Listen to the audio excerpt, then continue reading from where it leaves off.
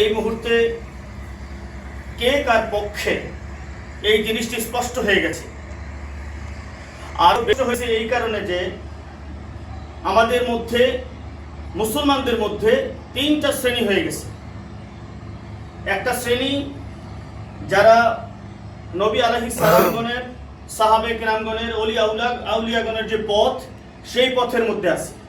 আরেকটা শ্রেণী যারা তাগুতি মতবাদের পক্ষে, ওই দলে অন্তর্ভুক্ত আছে। আরেকটা শ্রেণী না নবী আলাইহিস সালামগণের দলে আছে, না তাগুতি মতবাদের মধ্যে আছে, তারা মাঝখানে আছে। আমি যদি তিন দলেরই ডেফিনেশন দেই, তাহলে মোরাল অফ দ্য হিস্ট্রি এইটা দাঁড়ায় যে নবী আলাইহিস সালামগণের দলে যারা আছে, যারা আল্লাহর নির্দেশ আকিমুদ্দিন, আল্লাহর দিন প্রতিষ্ঠা করার জন্য কাজ করছে যারা, তারা হলো মুমিন। বিষয়টা কি এরকম না? তারাই প্রকৃতার্থে সত্যিকারের মুসলমান। আর যারা মাঝখানে আমাকে দেখাচ্ছে যে আমি দিন কায়েমের সাথে আছি, আমি মুসলমান হিসেবে আছি, আমি মসজিদে যাই, নামাজ পড়ি, আমি রমজান আসলে রোজা রাখি, আমি তাসবিহ তাহলিল করি, কিন্তু যখন ভোটের সময় আসে তখন তারা আমাদের পক্ষে থাকে না। তখন তারা তার যে পছন্দনীয় দল, দুনিয়ামুখী দল, সেই দলের পক্ষে অবলম্বন করে। বিধায় আমরা তাদেরকে মুনাফিক বই অন্য কিছু বলতে পারি না।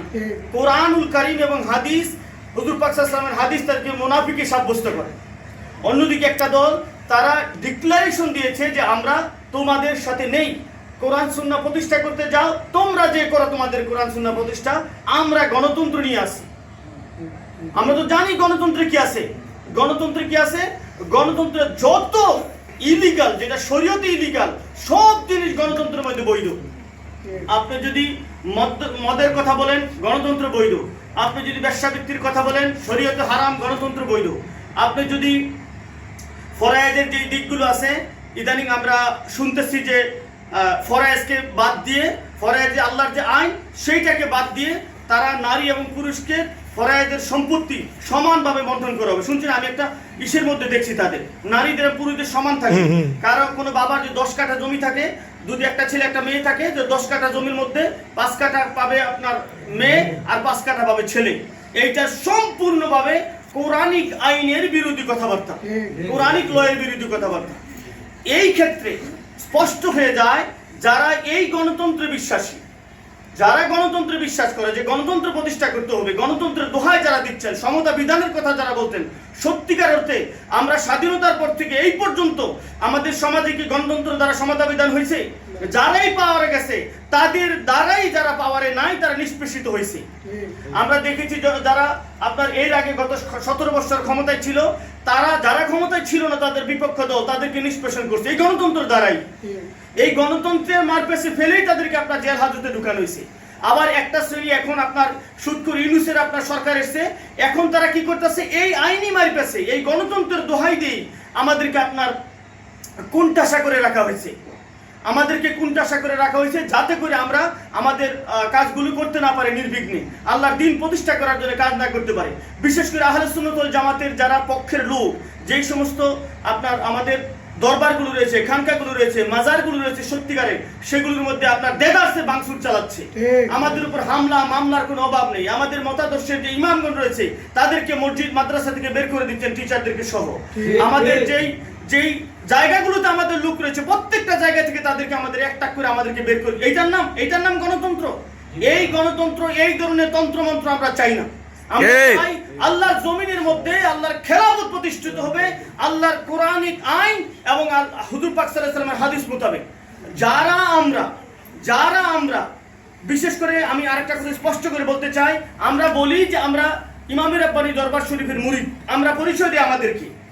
আসলে কি আমরা ইমামে রাব্বানী দরবার শরীফের মুরিদ সত্যিকার অর্থে? এই ভোটের সময় স্পষ্ট হয়ে গেছে কারা মুরিদ আর কারা মুরিদ না। ভোটের সময় স্পষ্ট হয়ে গেছে। তুমি যদি পীরে মানো, পীর মানে কি? তোমার শায়েখ, আর শায়েখের কাছে তুমি বায়াত হয়েছো। বায়াত মানে কি? বিক্রি করে দেওয়া। আমার জান মাল সবকিছু আমি বিক্রি করে দিয়েছি। যখন আমি আমার মুর্শিদের কাছে সবকিছু বিক্রি করে দিয়েছি, মুর্শিদ এখন ভোটের সময় যখন আমার কাছে ভোট চাইতে আসছে, আমি মুর্শিদকে ভোট দিচ্ছি না। আমি ভোট দিচ্ছি আমার মুর্শিদ যাকে চায় না তাকে, যে কোরআনিক আইনের বাইরে কোনো কিছু প্রতিষ্ঠা করতে চাই তাকে।